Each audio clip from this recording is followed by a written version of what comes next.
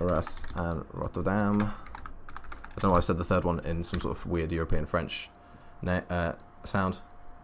But I believe that is going to be correct now. So there you go. We are going to start off here hovering over the German team as they spawn on Alpha. I mean, you could go both ways with the spawn advantage on this map, honestly, but I think maybe you'd prefer the C spawn just because you've got sort of the natural height advantage on that sort of lane, there, the road lane. But we are starting off with statics, opening up the kill feed. You will be seeing a lot of medics and a lot of assaults on this map, maybe a few support players. Wouldn't be surprised, although you might see support players, you might assume they're playing Lewis gun. You might be seeing a lot of FGs. You are seeing Lawrence here start off with the Lewis gun, but you know, that sort of close range is going to get hit from behind here. But that close range, you know, engagement range is crucial on this map because it's going to be a lot of, you know, this map is notorious for buildings. It's notorious for having, you know, they're everywhere. There's no clear callouts and there's no obvious solution to any, you know, one push because it's going to be messy. It's going to be tradey. It's going to be campy. Honestly, it's going to be smoky. It's going to be rubble flying everywhere. You know, that kind of thing. So you are going to have to push as a team and work together. So I think, honestly, it's an interesting map to start off with because it's really a teamwork-oriented map. I would say, at least from my experience, that Marita's been the hardest map to sort of, not teach, I don't want to say as if I'm a teacher or something, but to advise people on what to do in certain situations. It's probably the hardest map in my opinion. It's very, you know, okay, what are we doing now? You know, what's the plan now, guys? And you see Hyper going off to start this map. He is 4-0, followed by Dark, 3-0, Zeke's 3-0. Bit of a slow start for the German teams, but again, we did say we kind of expect this being their first, you know, game together on BF5 as a nation. I don't believe they scrimmed, so it's, you know, it's all guns blazing out of nowhere. It's coming off cold essentially. It's you know, you got to start somewhere, but ideally you wouldn't want to start your practice in the one and only BWL group match you will be playing. So hovering over a map here. Handy for the Allies is going to be preeming this for the ZK. Lawrence, unfortunately, peaks that at the wrong time. And that was nice patient play from him. You are seeing this sort of... See, this is what we talk about when we talk about C flag. It's... Honestly, I would rather have... Not, well, maybe not to that extent, but I'd probably rather have a position on the hill rather than the flag. Because, you know, as soon as you have that hill position... If they do have the flag and they're on it, they can't move, and you can just spawn and go straight down the hill when you are ready to push. So, a key position there. It'd be nice to see if the Allies are cognizant enough to cap the flag and to maybe regain their position. But they capped it so quickly with about 6 guys on the flag that they're actually just stopping any random spawn possibility, essentially. So, that's good work from them. Again, if you'd like to ask any questions or hype up any team or anything in the chat, well, I will be looking at it this time. Do not worry. So, if there's any sort of predictions you'd like to do, maybe perhaps sort of thinking game-wise what these teams are going to do, that would be fantastic. Entertain me during the match. So, we are starting off with quite a sizable advantage. Everywhere that this sort of squad on the Allies side has gone, they have taken it. They went to C, got that. Went back to B, got that. The kill feed's all red. But honestly... This is like what we expected. I mean, Statics is going to try and get a few kills for Germany. Medic and a few of his teammates are down. He gets taken out by Pat there. Hits the revive. Helping on with him now. Interesting site choice with the Thompson. Not very popular, but it can work. And maybe that's why it wasn't really suitable for that sort of engagement range. Which is kind of counterintuitive for the Thompson. Usually you're probably either, you know, hip firing or aiming down sights just to get a bit of pinpoint on your shots at sort of mid-range at the most, really. So, usually see the red outside, but I mean, honestly, I've been surprised with the amount of sort of site discussion that's been in the community recently. I think most people know my position on the 3 scope ban. I think it's sort of a scapegoat thing where we're just trying to change the meta for the sake of it, rather than really if it's going to affect gameplay, if that's going to change much. For example, I'm now using the... Today I've been using the FG42 with the AA sights, and I'm waiting for the day when someone says we need to ban the AA sights, or someone needs to ban the FG.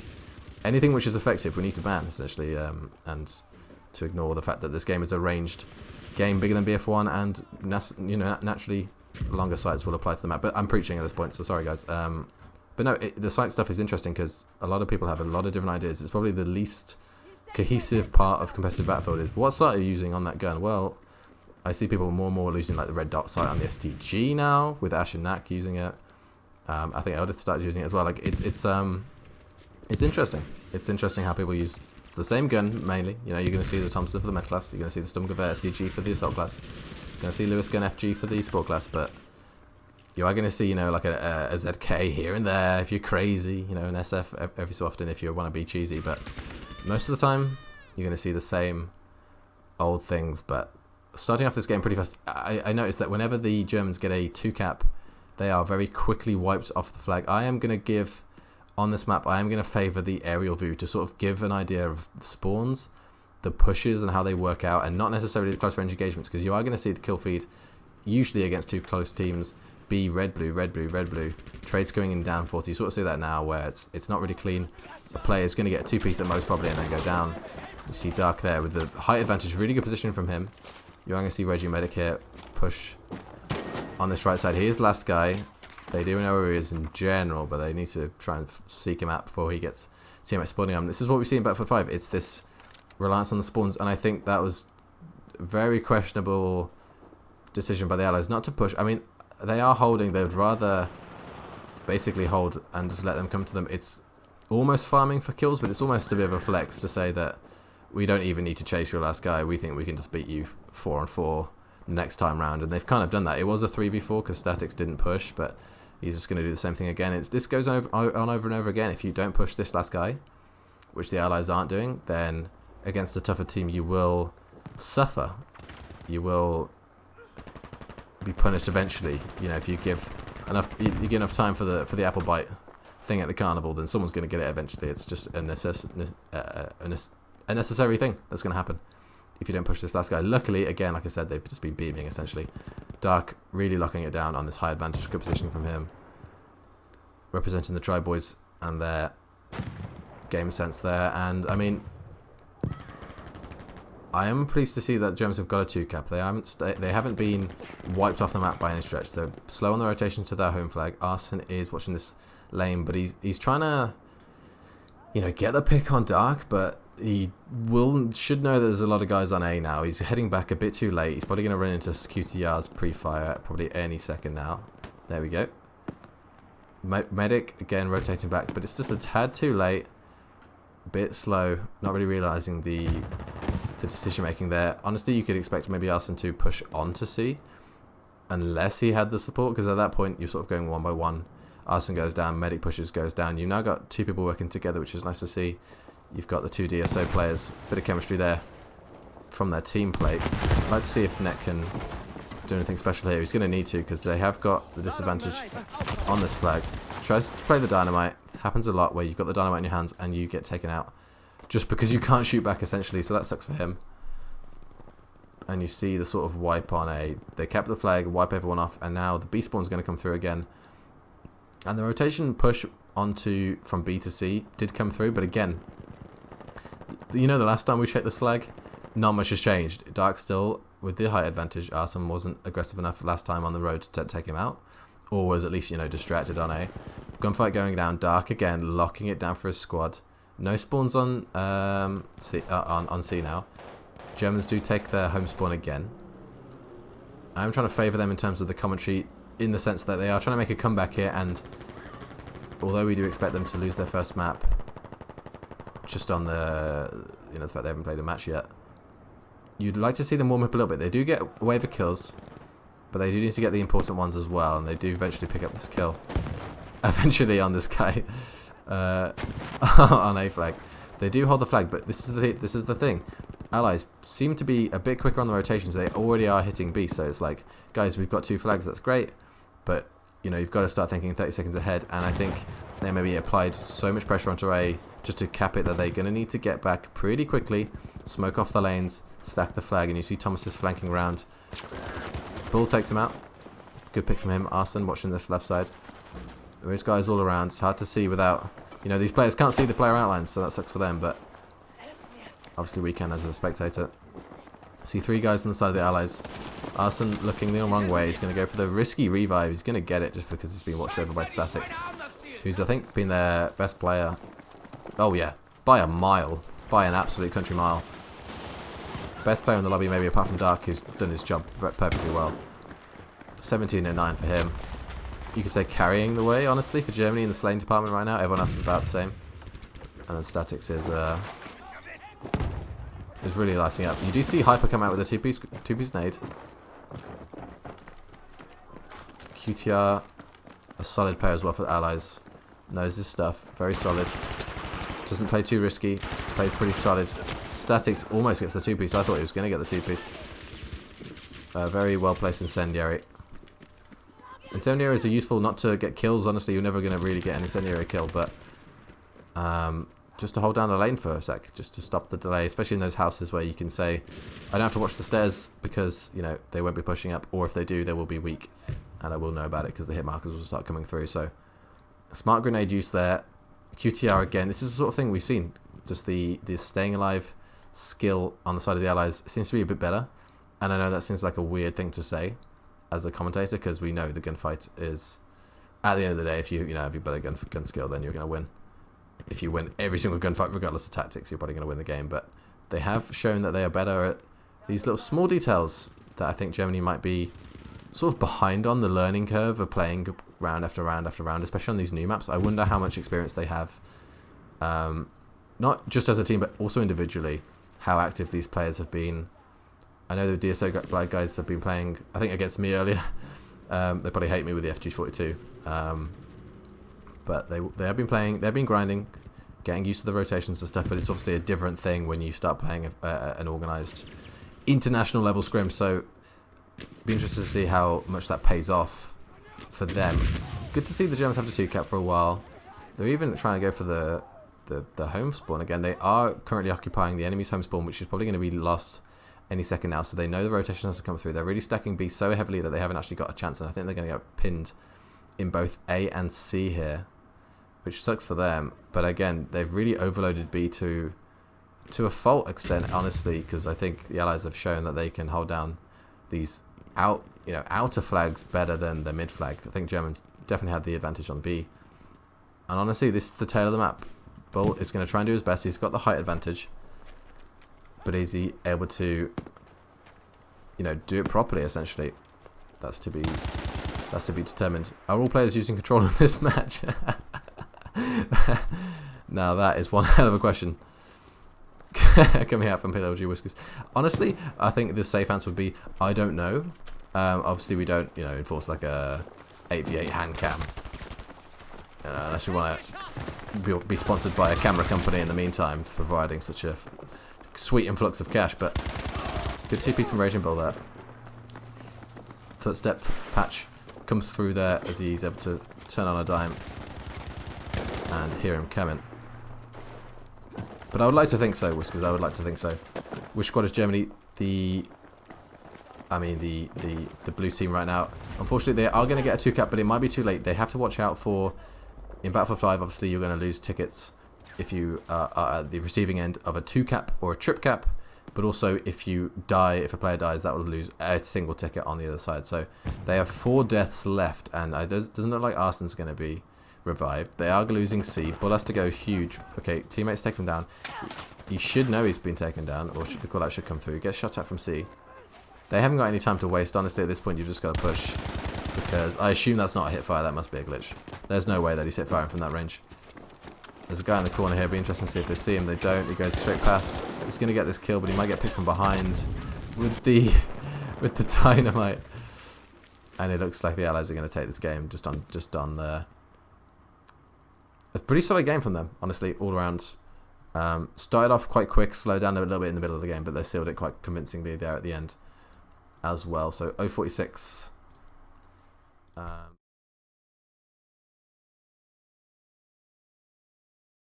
Thank you again. Thank you everyone for joining. Obviously, we have been trying to stream as many matches as we can, try and keep everyone entertained and active. Before RSP drops, I believe it's going to be coming soon. There's definitely going to be an announcement, I think, at the end of this month about its features and its release date. So looking forward to that, obviously, for the competitive side of the game. Dice, if you're listening, please just I'm not asking for much. Just soon, passwords protected, decent admin stuff to do, and we will be Gucci. So There we go. I mean, big rush onto B, sort of standard thing you see on Lofton. They have gone for the very predictable, both teams have gone for the very predictable hit, but sometimes it's like, you know what we're going to do, but how much are you going to be able to stop it? You do see QTR here trying to get a two-piece. Gets one. He's going to be sliding towards the player on the green boxes, but heavily in favour of the Allies to start off with on B. They do get most of the kills, despite QTR going down for them there. And they have Hani here on the side of the Allies. Oh, sorry, I completely wrong. Colours are switched. It is going to be the Germans here in the red, despite the scoreboard being blue and red the other way around. There's a lot of kills going down. Absolute bloodbath there. Hyper going huge there for the Allies. He's probably a good guy you're looking at to be leading the slaying for the Allies, rightly or wrongly. And you have seen, I mean, honestly, is this a trip gap? Is this happening? I mean, they just got wiped off. Germany got wiped off the map there, and they had a promising start, and now they've just received a trip cap. You've got, what, 6 players going to 8? Okay, now 5. Now 4. Okay, but that's still probably too much. There's no one even there. I mean, QTR with a huge two-piece to really slow the push to B down. That kind of sucks for them. QTR hoping to keep the pace up here. Shoots a Panzerfaust. That's a good idea on that A house for you guys to look into their home spawn, essentially. There is no cover now, apart from sort of, you know, the ruins and the dodgy head glitches, but it's hard to sort of, you know, repeat those things. That's one of the things with the, obviously, destruction in this game is, you know, it's hard to sort of know the angles when you destroy a house, because, you know, it's not always the same destruction like in BF1. It can be kind of random at times, different levels of destruction, not just, you know, houses up, houses down. You know, you can have a semi-up house, semi-destroyed house sort of thing going on. So that kind of thing can be difficult to deal with if you're expecting a certain thing. A certain head glitch should be in a certain place, a certain wall to be, you know, obstructing a line of sight. And it's not there. And Hani did a good job here reviving his teammates on the Allies side. They have got a 2-cap. This has been a pretty... It did look positive at the start for Germany, and then since then the Allies have really put their foot down. See Statics there doing his thing. Medic being very aggressive, hoping to get a 2-piece. Somehow gets the pistol whip onto Zeke. Zeke's a very good player, but that wasn't at his, you know, finest moment there. Probably should have got the kill while Medic was switching his weapon. Does get pushed. A very predictable corner, but nonetheless able to win the gunfight. I mean, he is camouflaged, guys. He has got a little bit of greenery, a little bit of celery on the end of his gun. So they can't see him. He's basically invisible. In that spear greenhouse. Doesn't stand out whatsoever. You do see this random spawn coming in on A flag, though. The Allies basically weren't able to fix that out, get those players out of there, and now you see this thing where you know, essentially very simple. I know I might say that as a caster because I see it over and over again. Is you lose a flag and you essentially go from, you just go fuck it. We're gonna out-rotate you. We know there's gonna be 4 guys, 5 guys on A. That means the gunfights have to be in our favour, and it's just up to us to win the advantage and the trades. And if we don't, then that's just our fault. That's simple as that. So you might see that be a reality, honestly, here, because I think some of the gunfights could have gone in the favour of the Allies there. Unfortunately, they didn't for them. Net gets pieced by QTR. He's going to peek the right side. Unfortunately, unpeaks at the wrong time. He is going to see a revive go down.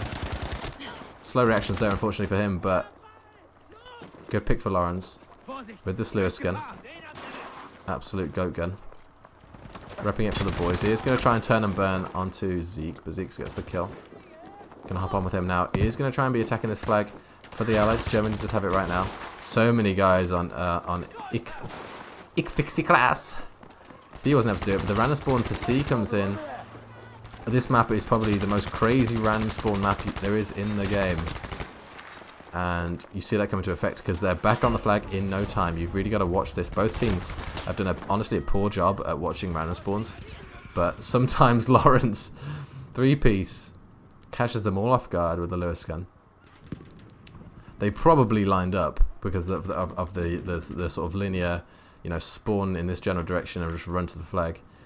And he probably got a sort of a collat kill there. But still was good enough to get the accuracy on point. Good kills for the German side for that reason, and you haven't seen a quick enough rotation from the Allies because they went from B to C. C didn't work, and now they go, okay, we need to go from B to A. But the Germans, they read it, essentially. They know that they've left A open, and they know they have to rotate there. So the next big gunfight is going to go down on this flag. You are going to see Thomas and Handy versus Medic and Arson, and a third player on the side of the Allies. They do rotate. The rotation looked like it was really good, and I think Bull got taken down mid-map by a pinch through mid-map. And now the Allies have just swarmed him, and Arson's going to go down. So, and there is no chance of a random spawn. So the Germans now C to B. Again, classic. It's just, you know, this game is defensive, and wants teams to realise that you can cause havoc, because Germany caused havoc by defending C very well, and then they've basically caused havoc because the Allies haven't defended B very well, the flag that the Allies had for a while. So, you know, the defense, every team can attack, every team knows how to, because it's simply, you know, almost brain dead to throw 8 players at a certain flag and cap it and think you're doing something. But, you know, how well you defend flags can be the difference. This is why teams that don't necessarily have the best gun skill but do have the better positioning can outsmart teams and win games just on the fact that they out-rotate and they defend flags when other teams expect you to be, you know, out-rotating. So I think you've seen that. I think there's a gap here between teams like, you know, the top teams like North America, Spain, GB, KSA, and their defensive tendencies, how much they like to, you know, it's not sexy. You're not going to get the most kills from it because certain players have to take roles. You know, you're going to have a hard medic role. You're going to have a hard support anchor role. And these guys aren't going to have the highest engagement. It's not the sexiest stats, but they are going to be providing a good service for their team to be able to win the match. Lawrence here gets...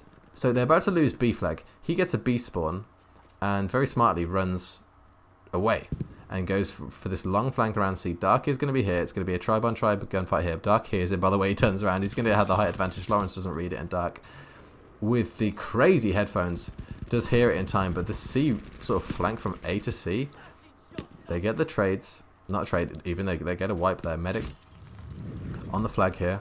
We do know Dark is still here. He's going to back off. He's going to provide spawns. But Medic is going to be extremely aggressive. Doesn't see a guy to his right, or does he? It doesn't matter, because I think Dark doesn't prioritize him.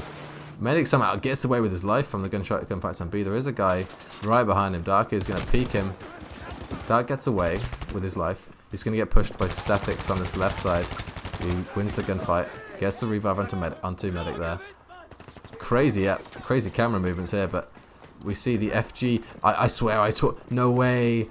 No way. So essentially... essentially we were playing these guys on Squad Conquest earlier, the DSO guys. I was using this exact setup, the FG42 with the AA sight. They weren't originally using this gun until they were getting beamed, quite frankly, off the map. And then he's now using it in the international game, so I'm so happy to be influencing games in ways I didn't think I would be. He's going to die from the barbed wire if he's not careful. He is 6 health, so I don't know what he's expecting to do at this point. He probably should run away and get health. But he is going to try and hold the angle. With these AA sights, you can beam with this gun. This gun might be more popular, as you see. Teams adjust to the class restriction. You know, how many guys can we have as medic? Do we have, you know, the best 4 players as medic? Because that's probably the most important role with these class restrictions. You know, reviving, all this kind of stuff, especially on the small maps. Or are we going to try and, you know, put your best players on the roles, on the outer roles? You know, sort of, you know, have a scout player every so often in certain times on certain maps for a limited period of time, just to be annoying, just to keep them honest at long range. As you see a wipe coming in for the Allies there, and they sort of hold their AB hold here. Or are we going to see, you know, like I said, players playing specific roles opens up, you know, the assault class roles and the spaces and the medic class spaces, so you can sort of flex. You can sort of have this open sort of class hole for your team to fill. Definitely something which teams are going to have to consider, but at this point of the class restriction era, I guess, is quite early on. And we are seeing how teams first sort of align their teams. I guess teams are still getting used to it, but we are seeing, you know, I think at this stage you are going to see, you know, who are our best this, who are our best that, assault, medic, support, scout, and, you know, just use that. Just go with that first, and then we'll discuss anything else later. And especially with these international teams, they know they're not going to be playing for, you know, the end of time. This is a sort of limited time game mode, if you like, that DICE. That's how DICE would put it, I guess. So These guys know they're not going to be here forever, so they are going to pick their strongest class, and they are going to try and go for things they know the best. You see San Francisco down there on A for the Allies, and you see this big push. Germany have been doing this very well. They do push together very effectively, and they do things as a team. However, I think they're overstacking things a little bit too heavy, so they are winning A because it almost feels as if they can't, and now they have to be cognizant of the A random spawn.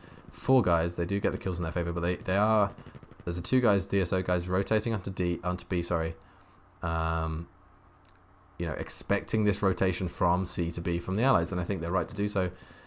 But you've only now got one Anders as last guy. If Hyper takes him out, which he almost does, then that would have been a big issue there.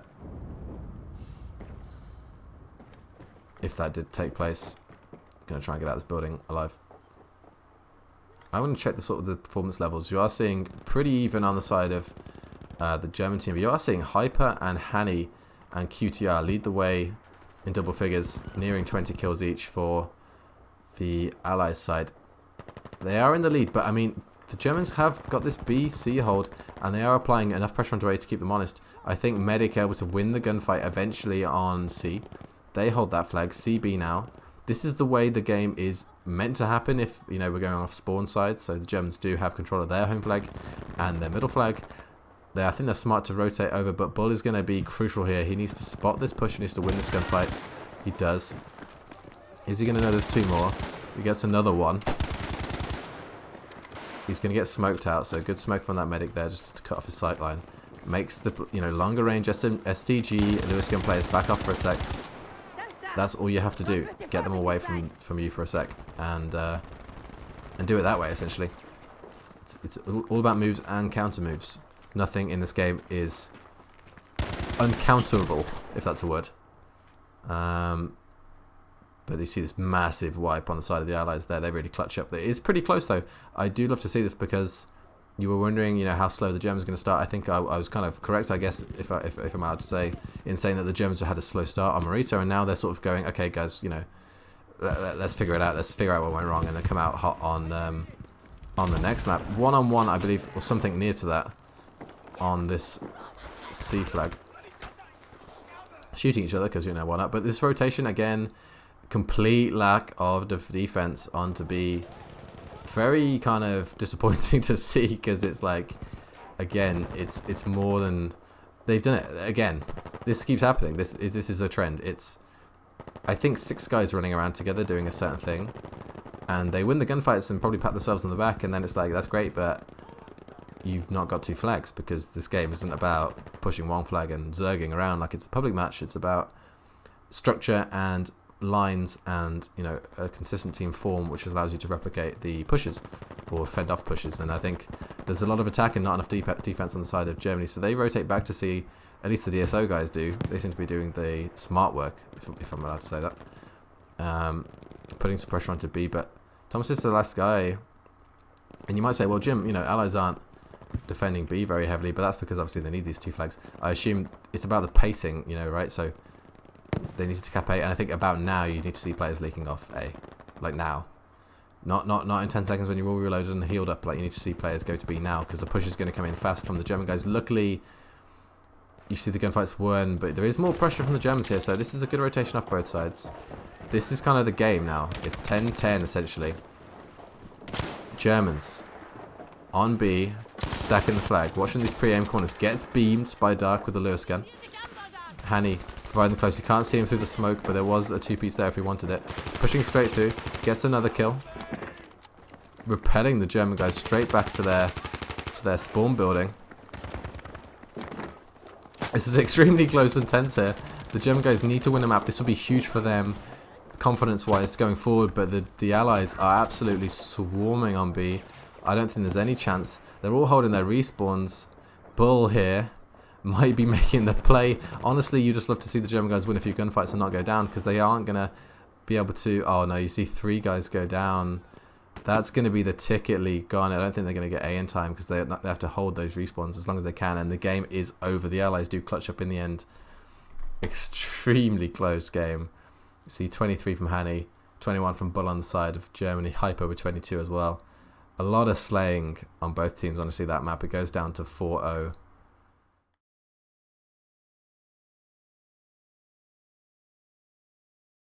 This is the last group match you're going to see. Going into the knockout stage, you're going to see the best teams, the best 8 teams in the world playing against each other on Battlefield 5 and see who comes out on top before RSP drops. And I think, I don't think I'll just speak for myself when I think it's going to be very interesting, especially these semi-final and final matches. It's going to be, am I allowed to say classics? It's I think there will be eventually when we look back. I'm going to switch this to the main game camera. There we go. I think they are going to be genuinely classic maps and games where you look back and see 2 heavyweight teams going up against each other. Everyone there is experienced, successful, a good player, and someone's going to have to lose, someone's going to have to win, and someone's going to be getting trophies, medals, prize money, all this kind of juicy stuff. So if you'd like to see that, then please give us a follow and you catch up with all the action. Going back to the game, Germany coming out really strong here to start off with. They get a clean wipe off and B. I mean, apart from Zeke, he's a smart enough player to know he probably needs to just chill out. He's not even getting on the flag boundary. He's thinking, yeah, but I'm going to back up and stay alive for my squad. Very smart from him. He's probably going to try and pick up this. Oh, I see. Sorry. That makes sense. He's going to go to Germany's home flag, and he's going to surprise them a lot here. Because the Germans, nice kill from Statics, but they got a wave of kills, but they haven't really translated that into much of a flag capture because of that weird A thing. But they do push heavily onto C. We've seen this multiple times now, where the Germans favour this sort of very pushy, aggressive style, and when it works very, very well. But I think the Allies, if they're going to win this, they're going to have to outsmart them. It does seem to be a case of, you know, high tactics versus low tactics, I guess. As in, there's not much tactic in saying let's throw 6 guys at flag. But sometimes you don't need these crazy extravagant tactics with a lot of, you know, crazy positions and, you know, crazy stuff that takes a year to figure out. Sometimes you just have to throw some guys at the flag, win some gunfights, and take the flag, and you are Gucci. And we do see that coming through. I think the Allies now basically reverse trip cap. We see this thing where pushy teams, when they lose their gunfights, like you saw with Italy last night. Sorry, excuse me. They, you know, if you when you're winning gunfights, it works really well. As soon as you lose a whole wave of gunfights and there's no spawn beacons anymore, it's a massive problem, isn't it? It's you've got no players left on the map, and you can really be susceptible to trip caps. Luckily for them, you could say, well, Jim, you know, the trip cap thing isn't as the ticket bleed isn't as severe as it was on BF1. That's definitely true. But I think just the map positioning cannot be understated. I think in BF1 you could basically regain the map positioning you lost pretty quickly due to the map size. But I think when you get wiped, it's not just about losing the tickets from all 8 players. It's not just about losing the ticket bleeds from the 2 cap or the trip cap. It's losing that foothold in the map. And you see this because now the Allies can basically just say, we know where they're coming from. And to do that as a team is extremely valuable, to know which general direction you should look. You know, most competitive players aren't going to lose these one-on-one gunfights. You see these sort of double, triple pushes, quadruple pushes even from Germany to say, okay, we know these guys are here, we need to push. You are probably going to see a B random spawn come in if they can get it, but it's so... Oh yeah, there we go. It was so quick I thought maybe they wouldn't get it, but you do see the B random spawn. Bull does know where he's looking. Good job from him. He does take out QTR in the back. Hyper might be thinking of going back for the revive, but I think QTR's skipped it. You probably could have gone for that, but he doesn't know where Bull is, and Bull's repositioned now on this sort of far left side, which is a very underrated position. You are obviously at a disadvantage from the height advantage of the lane above you and the house above you, but people aren't expecting it, and Pat thinks he's going to be alone on this far right side, flanking round B to get a foothold and surprise them, but Bull is patiently watching the lane, picks up a kill, moving over to A. Hani and Zeke and Dark all working together to get 2 kills off A. You are probably going to see a C-A hold now on the side of the Allies, trying to get back into this game. They only are down by 8 tickets, now 6 tickets. So, very close game. We have seen the game trend towards a closer game as we've gone on. You know, the first map was, I think, 46-0 to the Allies. Then I think you see, what, 3-0 to the Allies or something along those lines. And then, 4-0, and then it's... I think this has been the closest it's been so far. You basically see scores even. Allies, though, get a massive wipe of kills on C and A. Germany is just hitting A. You see these crazy gunfights going down. I'm hesitant to hop on the player cam, although people obviously would like to see their first-person perspective, because there are so many trains and so many people dying at once that it is pretty crazy. But you will be seeing the German players leak off A now. Again, over and over again, the German guys have issue with taking a flag and then holding it. It's not just about the flag cap, it's about how long you hold it for and how viable it is that you can defend it. Like, you know, when you play enough repetitions of this game, it can be boring at times when your teammates don't, you know, recognize that. Lawrence is probably saying, guys, I'm alone on B. There is nothing I can do against these guys. That was a tough gunfight to win. He almost actually won it.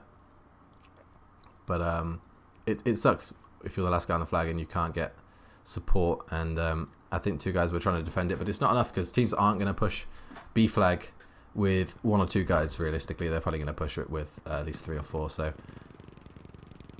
that's definitely something to be considering for Germany. I'd like to see how quickly they, you know, figure that out, honestly, because the Allies have really punished them for this kind of thing. Germany's playstyle at the moment is get kills, hope for the best, push as a team. If we don't get those kills, we have got no map position and we are going to go down at once. For example, Medic there probably could have stayed alive a little bit better, but this trip cap is set in. It's not debilitating. You see when trip cap's set in, the A random spawn over here is gone. The home spawn over here turns into a B spawn down there, and you see this push onto B. Gives this team a sort of river push. This is a gift and a curse. Obviously, you get out of home spawn, which is probably the advantage on this A side, is that the spawn is not just singular lane. It's actually 4, 5, 1, 2, 3, 4, 5 ways of getting out of your spawn. But you obviously have got this height disadvantage on B, so if Allies have rotated well, which it looks like they have, they lose a gunfight, but Netihani wins one. He's running around with the Tommy gun. If they pre-rotate, they can cause a massive pain in the ass on, you know, elongating this trip cap, or not even the trip cap, but the 2 cap. But you do see somehow the German guys getting onto C, and you do see from the dead body view, you do see Medic finally cleaning that up. You see the kill feed raging with Medic and Bull there, but no, again, you can't criticize when they're getting the kills, but Germany's style seems to be heavily reliant on their slaying ability, and sometimes that isn't always there, even for the best of teams. Sometimes you will get caught out and slayed out. And I think that's definitely not to say that there isn't some slayers on the Allied side, because there really is. You do see Hyper going off. Let's check the scoreboard. You do see Pat with 12 and 5, Handy 13 and 5, Thomas 11 and 2. Thomas can get very hot at times and really come out with a high kill, efficient game when he's on form. So well played from him. QTR, the ever more popular FG42 with the AA sites. Calling it now, you will be seeing that more and more in the future as people start to realize that clash restrictions are not just for your best players, but they're also for your team in general to fit in the best possible way into the whole, which is the other team. So you will be seeing a guy like QTR staying as the support class, so his teammates know that they can still play the medic class or the assault class they were playing last round as well. So these fringe classes, these scout and support classes, are actually extremely important in a weird way. That is a weird site setup from Thomas, but it's almost, if he shot, then I don't know what happened there. Could have been a glitch. These fringe classes, although they've been limited, the support class to 2 and the scout class to 2, they're actually more important for that reason. You know, it's which players are you going to give the reins over to be that sort of hard AR presence on the map, like QTR is right now. He's going to get taken down probably, but he is going for the finesse, and he somehow stayed alive. He actually finesses so hard in the bush that he stays alive. He knows there's other guys around him on the main road. They go down. He knows there's 2 guys on B, or it shows that there should be a guys on B on his right earphone now. Looks down, gets another kill on Anders. Playing the game the way it should be as a sort of flex support SMG. Is that what you could kind of call the FG class? Because the FG setup, because it is very close range on a class which isn't, you know, medic or assault. So that's why you're probably seeing it a lot more. You know, what's the chance you're going to see a Lewis gun on this map? Not very heavy, but you want to, obviously you can't always go for assault full medic if your players don't fit the role. So sometimes it makes sense to go for a close range support player. So you definitely see that. Going back to the game in general, the Allies have taken a pretty big lead. We did say that trip cap lasts for a while, and then there's been a lot of 2 cap time kind of scrappy both sides, but that kind of favors the team in the lead, right? Like, you know, you can kind of stall out the game by doing it that way. But you do see a massive wave of kills there on the side of Germany, and they do almost get a trip cap for themselves. But this isn't about the trip cap, honestly. It's about the positioning. Arsene takes the C random spawn, which is probably the best thing he could have done there. Because now they're going to have to honor that. Dark is going to have to... He's probably going to get taken down here. Wasn't checking the spawn. Didn't think they had time. Didn't hear anyone, probably. And now they have two guys. Zeeks goes down as well. So this is really important now. That random spawn for Arsene meant that Bull could spawn on him. Thomas is now alongside Hyper. Hyper gets one. They know one's on the right side. Great pre-aim there from Thomasis. Taking down Arsene. And very good retake there on C from the Allies. And they are trying to win. What the hell? They are trying... that scope isn't good, I think. I think it's a bad scope for spectators because it's kind of glitches over the screen for a sec. But yeah, you do see a big push here from Germany. A lot of leaning. Yes. What is this? What is this? What is... Oh, Lord. Oh, Lord. Thomasis. Oh, my Lord. You've done it now. Okay. Oh, no. Oh, no. Oh, now it's... Every time someone aims in, we have this sort of, like, ring. Eh? Feels like I'm in a fishbowl or an astronaut or something. That is very strange. Very peculiar. So... Not much I can do about that. I'm hoping it sort of resets next round.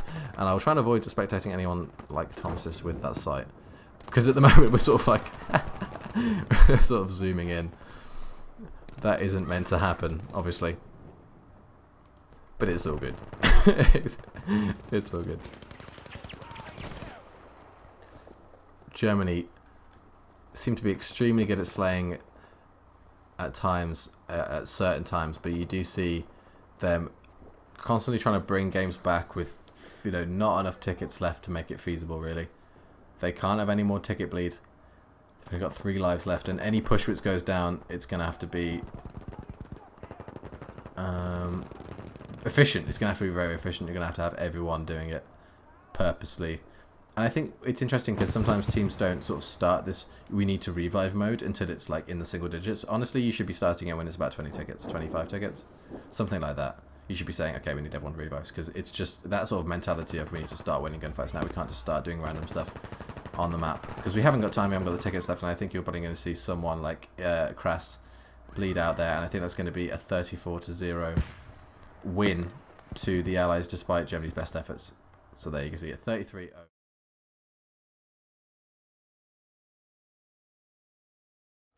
Look at these cameras. I feel like a security camera. Lovely lights. That is a very bright light. I mean, sometimes the maps obviously don't get appreciated because you don't sort of see these weird ass angles. But anyway, there we go. You sort of see a static cam as the Germans run off spawn there. We are going to catch a few, I think, if we look down. There we go. Oh, they're all underground. Oh, we do see Grass. Loves it.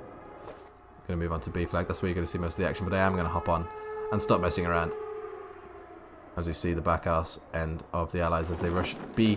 Suka, and you are probably going to see, it looks like that the Germans have gone for, sorry, the Allies have gone for a BC push, while the Germans have gone for a kind of mixed push, wherever they can find it. Looks like the Allies are going to have the advantage on B quite substantially. And you see QTR here doing the dirty work. I need to leave this building before I get caught in. There we go, thank God. I thought I was about to get trapped. This is a nightmare for a cameraman, so I apologise if this is not the best camera work you've ever seen, but keep in mind that it's going to be a very close quarters map. You do see this sort of BC hold coming in for the Allies to start off with. Maybe as a result of sort of a more concentrated push, it was a bit more effective that way. But again, the Germans are very good at getting these sort of squad wipes against the Allies so far.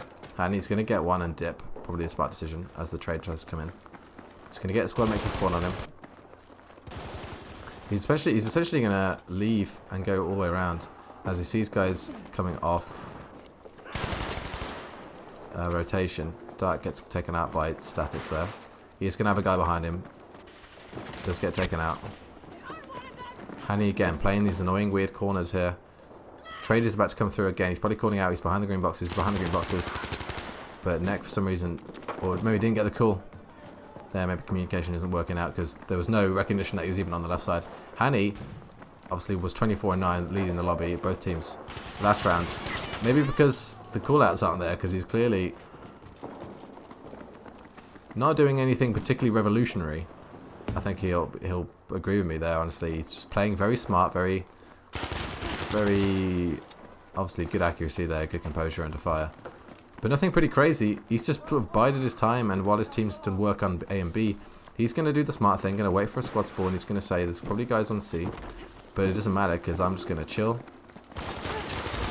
Unbelievable shot. Okay, when I was saying he wasn't doing anything revolutionary, he then does something revolutionary-esque with that B machine there. So fair play to him. Runs to a sandbag. He is God, man.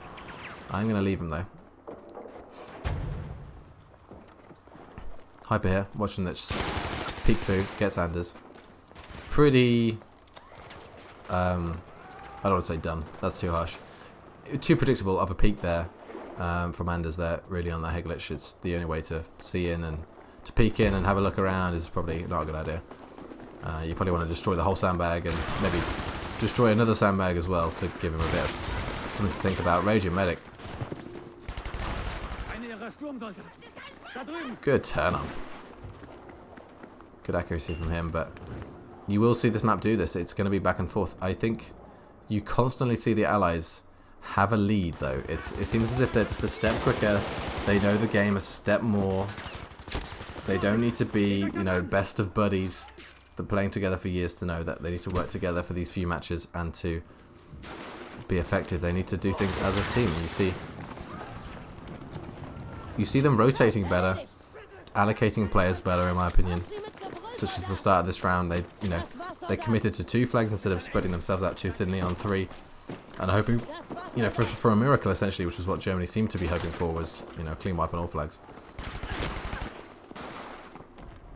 Zeke there with the gunfight win. Oh no, it's Pat. Sorry. He's gonna be pushing ahead. I'm scared of this site. Oh no, this isn't the one. Don't worry. He's going to get a rebound onto Zeke.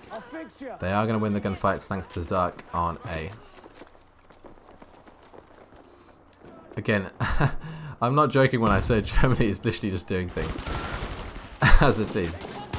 And the Allies are thinking, fine, I don't care. We will rotate you every single time. So, again, it's this thing. Oh, no. It's this thing of, how quick is this rotation onto C, for example? So Zeke runs straight through.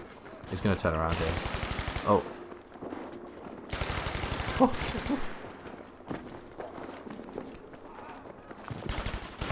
Germany actually pre-rotates C very well this time. Anders loses his gunfight, unfortunately, but this is the thing. It's about these rotations. Luckily, Germany sort of went for a split push there. They went both A and C. And you see Dark not expecting the gunfight, honestly, I don't think. Gets taken out. You still got Hani here, but he's kind of stuffed, These sandbags are very awkward. He's just going to watch the push through. He does, but he gets beamed 1 health. 1 health for the support player there. Thing is, though, this is the thing. So the Germans, as we saw a few minutes ago, 5 guys on B, maybe more. Take B, and then they leave it alone. It's not... to be harsh, it's not good enough for an international team, because you're not going to win like that. It sounds great, and you're going to get a lot of kills, and you're going to get good stats. So if we look at the German guys, most of them, 8 kills, 7 kills, 6 kills. It's great, but are you going to win the map? No, not like that. You are just not. You can't just be running around capping 1 flag at a time and hoping for the best, because the Allies have just waltzed back into B, and now they have the defensive advantage, and then they're going to win the kills. They have the head glitches, have the favourable positions. It's pretty basic stuff. I don't think I need to lecture about that. I'm pretty sure most viewers would know the ideology behind that and having the favourable positioning. This game is very positioning based, not just about gun skill. If you have the head glitch, you will win.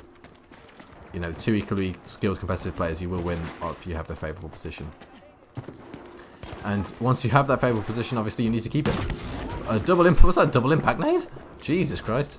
Hyper did well to survive that, I think. Might have been a glitch, but definitely a nade of sorts. It's about defending the flags you own as well. So a trip cap coming in here for the Allies. This would be the stamp on the throat moment for the Allies against Germany. Pat with 4. He gets 4. I don't know how he managed that. Absolute madman. He's 10 and 4. Having a good game. Yeet. Just tried to yeet one off the wall there. But the kills are all in favour of Allies right now, and they are just spawn trapping to hell. I haven't really seen a proper spawn trap in a competitive scene, in a competitive match, because there is still, you know, pretty sizable ways of getting out of it. And you don't usually see teams get wiped, but again, we've talked about this sort of this aggressive play style of sending loads to one flag. If you lose the gunfight, then it's really all over for you. It's not good. You know, you will have to spawn at home flag and spread out again and reform these positions again. QTR playing, some would say, he gets, that sucks. That must be frustrating for him. He gets half damage on one, half damage on another. Absolute crazy shenanigans going down. This trip cap has lasted so long, and yeah, I'm pretty sure it's safe to say that this is basically a GG. Lawrence gets a kill onto A, pushes on with his FG.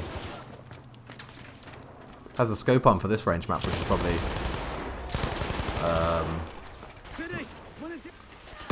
not the best. But we're wiping them. They have got one more guy on B, and Statics just take him out. So really good wipe there, but I think it's just too late. Again, it's just this late game heroics thing we've seen basically every round. I think is just impossible to sustain. They really have to pull out something out of the bag, and you see 4 guys go down on the side of Germany. The 2 cap setting in still. Zeke playing slowly. He knows that these German guys are very aggressive. They're not going to play defensively, and this is the thing. Zeke, perfect. Waits around, doesn't do anything crazy. He knows they're going to run off the flag they just got. They know the position they're in, and he knows that he's just going to be annoying and have to stretch them thin. And guess what? He gets an easy flag cap for the Allies. And I think the kills are going to come through anyway, as you see. Or at least the 2 cap's going to come in. Germany have to get this and all the kills to have a chance. You see Bull, the 2-piece, can't get the 3-piece. Handy last guy is going to get taken out. They are going to get the revive. So this game is still going on. But for how long? How long can you expect it to go on realistically? Kobe nade. He's going to have to get out of there. And he gets a kill on Bull. I don't know how long ago that was. Lawrence goes down. He needs a revive. Can you imagine if this actually worked out? Yeah, he gets mowed down. Bit too aggressive there, but yeah, I mean, actually, yeah, that is very, very stupid. And he skips the revive as well. So, good job. The Allies there. I don't know if I'm being a dick, but that if you've got 1 ticker left.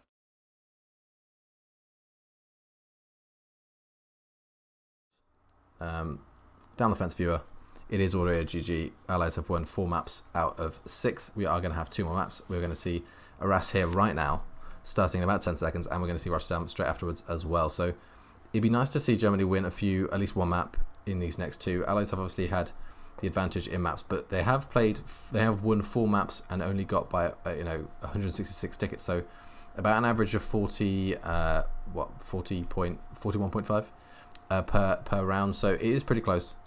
On average, but it always seems to be an edge to the Allies, so that's definitely something to keep in mind.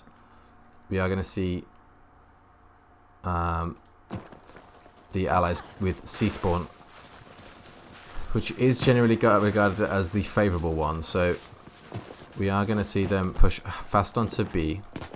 You are probably going to see someone go for the truck head glitch. I'm surprised to see not really the case. Statics is watching this far right side. You do see a 3 wipe for... I assume he's not hip firing. That can't be correct. That would be remarkable hyper there with the flank. Not enough support there. Well, they just lost the gunfights, and he's stuffed essentially. So really clean wipe for the Allies. But you see on this other side, Zeke is going to be the tanker for the Allies. You see Krass spawn up.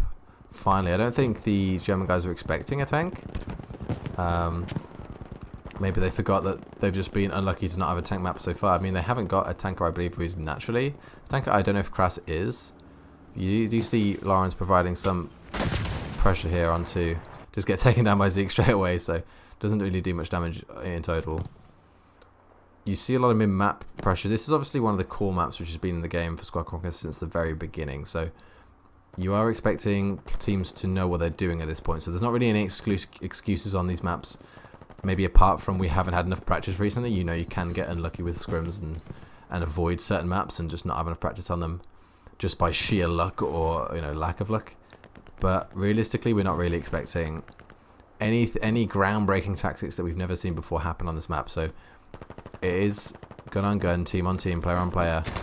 You know, on Underground you could say, well, you know, I've been inactive for a while and I've come back and this map is completely new to me, that's why we lost it. But you could also say, well, you know, this is a RAS.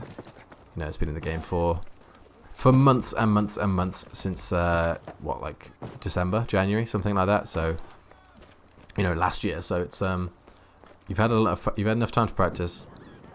No excuses. Gun on gun team play will come out on top, and you see Germany sort of get a foothold back in this game. They've had a very slow start. You've got 4 players with 0 kills. That sort of gives you an example of how poorly the game started off for them. They are taking an early you know, ticket disadvantage here, but they are getting a few kills on B and they are taking it in their favour. They will have to watch out though for Niti, who's still on the flag. He is going to get taken down. His teammates there to support him though. QTR here, last guy I think for the Allies side on B, does get taken down, and some crazy camera stuff there, but we are basically wiped, and eventually the German guys do get the advantage, so that's huge from them. Big tree is open right now. They will have to rotate. You've got 2 guys pushing the tank, Thomasis and Intrinsic working together. The old law players sticking together and working together, but they're just not going down great because Intrinsic is the last guy up in that pairing, but Dark is here as well. He needs to get this pick on Anders. That's a huge pick for him. Krass is pretty weak. He will need to heal himself. He's going to try and watch this right side, but Intrinsic with a hop on and gets the dynamite kill. Well played from him to do something which the tank wasn't expecting in pre-aiming, and that's a huge loss for the German guys. Not only now do they lose the tank, they're also having to, you know, repel the pressure here onto B. You see Thomas and Hani working together for a kill in the sort of midfields area, and you see Bull desperately trying to rotate and get spawns in for statics onto B to stall the flag, because they will be losing it momentarily once the Allied players get on the flag. And you also see the Allies taking A. Intrinsics managed to find his way on A with Dark because they took down the tank there. And now they leaked onto A. So you see Lawrence taking the A random spawn on Island. And you see Krass pushing in from the front, from the bridge side. Intrinsic causing all sorts of havoc because the main gunfight's going down on B here. And I think they've wiped them. So now Zeke's going to get a lot of pressure in. A lot of guys going to be spawning up on Krass and Lawrence probably. But the longer he can just delay here or cause a distraction, he does so. He could have even not shot there because they don't know where he is.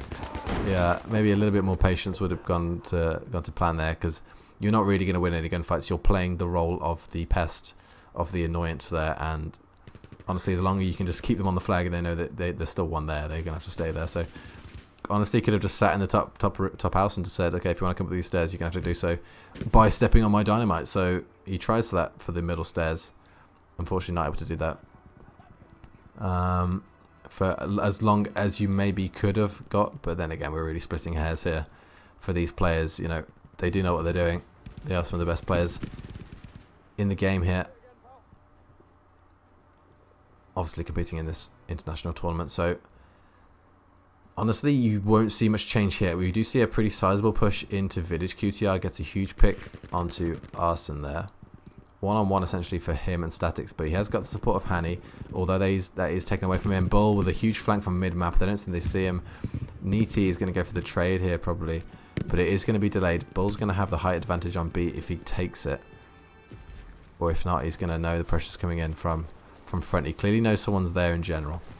He hasn't hopped on the flag specifically. He's hoping his team get A, but they are having a lot of trouble. The Allies that managed to actually get on this flag. Krass in the tank here. He's trying to get these players off, but then the tank on the side of the Allies comes in. Zeke absolutely causing havoc. Kraus is going to get behind this the rock here, but it's not going to be enough time because Zeke knows he's in trouble. He's going to be pushing A and the tank simultaneously. Dark is going to be the repairman. Bull is a huge impact on this gunfight because if he takes out Dark, which he doesn't, Dark gets a huge kill on him. Now he's going to probably be running back to help Zeke out because he needs to, because Kraus is suddenly in the advantageous spot here. Zeke is going to go down, I believe. Oh, he's very close to going down. He's going to go down, surely. He gets it taken down. There he is. Sayonara. That was incredible. I mean, back and forth. Dark gets it. I didn't think he would get the kill onto to bullets there. Gets the kill. And despite that, doesn't go straight for the repair. He needed to. And Zeke loses the gunfight, probably focusing a bit too much on the infantry on A because the gunfight was lost by his other infantry players. And now, because the tank goes down, we've seen this both ways. You know, we saw the German tank go down, the Allies push onto A. Now, vice versa, the Germans take down the Allies tank and they push onto C because this lane is completely open. You see the racetrack, basically. You see here, Daytona. Was it 500 or 300? One of the two. Bull putting in absolute work. The longer this game's gone on, the more impressive he's been. Very good player individually. Perhaps hasn't got the sort of team play locked down. Again, this is the first scrim they've played on BF5, I believe, as a national team. So there's definitely room to improve there. But individually, no complaints for him. Arson here, able to get a revive and a kill. He's going to drop down and able to get the barrel stuff onto Nisi. He does get the win. I believe it's the one ICAL player represented in the Allies here.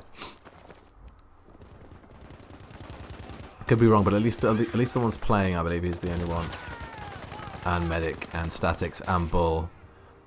That's what we call a bad spawn in the trade, and that unfortunately comes through. They're all going to skip because no one's going to be there, and there's no time to waste. You might as well just skip it and get, back on the map essentially. And you will see a big leak now from A with the German home spawn to B. QTR though.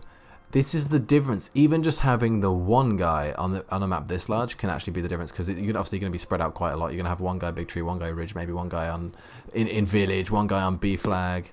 You really have to win your gunfights to put pressure on to win those individual ones. As you see an individual gunfight going on big tree here, and Bull is able to win. Quite unsurprisingly, but it doesn't matter because they've got the defense on B. So what's he going to do now? Is he going to take both of them down on head glitches? Probably not. You see the defensive position there, the difference between these teams. We saw Germany push as a unit, even with the tank with them. Sometimes it's not enough because you've got to defend as well as attack in this game, and I think Germans have shown very good attacking style and very honestly poor tactics and defensive tendencies throughout this game. You see Hyper coming in with a flank, surprising two players. Callouts going a bit slow there, and you see Kraus now in a weird position. Hyper's going off with the SDG in mid-map. He's behind the tank. He's just going to be annoying. He's just going to play angles now. He's going to try and get a dynamite on him. He does. He's really weak. Gets another hit on him. Hyper doesn't have anything left, but Dark comes in with the AT grenade pistol on the support class. Takes the tank down. We've seen 3 tanks go down now. In that category, it's 2-1 in favour of the Allies, because I don't think that's a natural born tanker by the way he's playing. That's not somewhere you'd expect to see the tank. Usually too many angles to watch on a slope. Difficult to aim there. See Thomasis get taken down by Arson, but luckily, in the whole shenanigans, I don't think the Allies have spawned back with the tank. I could be wrong. I think Zeke's been alive for so long. He might spawn back in a tank now. That this road actually on the left-hand side has been completely open. But again, the defensive tendencies of some of these players. You see Dark with a huge two-piece. Amazing Lewis gun play there. That's exactly what you want to see from a player like that. Doing his role, gets a huge two-piece. Takes out both DSO players. Arson now by himself. He's probably going to get traded out by Pat. There he is. Goes down. That's what we mean when we say defend as well as attack. And you see Germany probably lost a lack of idea at this point, because they've tried to go B with their tank. Even they got taken out. They tried to go C because they realized the field's open. They get taken down as well, thanks to some long range defense. And you got players like Hyper going off, still on a tear. Neck is being pressured by Hyper as well. Hyper again with a pistol. Absolutely going off. He's 25 and 5. You see other players with 2 kills, 4 kills, 5 kills, 6 kills, 7 kills, 5 kills. He's on 26.